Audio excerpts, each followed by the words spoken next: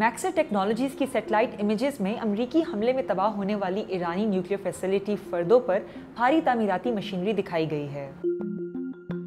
29 जून को सामने आने वाली तस्वीर में खुदाई करने वाली एक मशीन और क्रेन को देखा जा सकता है। तस्वीर में बुलडोजर्स और क्रेन्स को साइट तक रसाई देने वाली एक नई सड़क के ऊपर दिखाया गया है। तामीराती कामों में क्या शामिल है?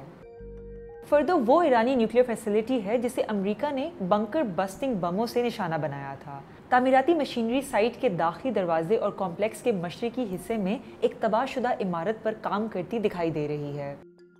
जोहरी हथियारों के माहिर डेविड अल्ब्राइट, जिन्होंने 28 जून को ली गई इस जगह की तस्वीर का तज्जिया किया था, कहते हैं कि तामीराती कामों में गढ़ों को दोबारा भरना, नुकसानात का तखमीना लगाना और रेडियोलॉजिकल सैंपलिंग शामिल हो सकते हैं। जबकि IAEA के डायरेक्टर जनरल राफेल ग्रोसी के मुताबिक ईरान चंद माह में यूरेनियम की इनरिचमेंट या अफसूदगी दोबारा शुरू कर सकता है। फर्दो को अमरीकी हमले में कितना नुकसान हुआ था?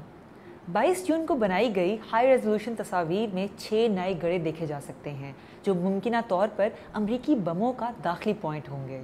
मैकेंजी इंटेलिजेंस सर्विसेज में सीनियर इमेजरी एनालिस्ट स्टू रे ने BBC वेरीफाई को बताया कि दाखिली रास्ते पर बड़े धमाके के आसार नहीं दिखाई देंगे, क्योंकि ये दाखिली पॉइंट पर फटने के लिए डिज़ाइन नहीं किया गया, बल्कि फैसिलिटी की गहराई में जाकर फटता है। उन्होंने मजीद बताया कि बज़ाहिर 2 मुख्तलिफ दाखिली पॉइंट्स पर 3 बार बम गिराए गए और ज़मीन पर मौजूद सुरमई धूल कंक्रीट का मलबा दिखाई देती है, जो धमाके के बायस बिखरा हुआ है। अमरीकी हमलों के बाद सदर डोनाल्ड ट्रंप ने कहा था कि उन्होंने ईरान की न्यूक्लियर एनरिचमेंट की अहम फैसिलिटीज़ को तबाह कर दिया है और ये कि ईरान का जौहरी प्रोग्राम तयशुदा वक्त से दहाइयों पीछे चला गया है। ईरान की वजारत खारजा का कहना है कि जौहरी तनसीबात को पहुँचने वाला नुकसान संगीन है, लेकिन तफसीलात वाज़ेह नहीं है।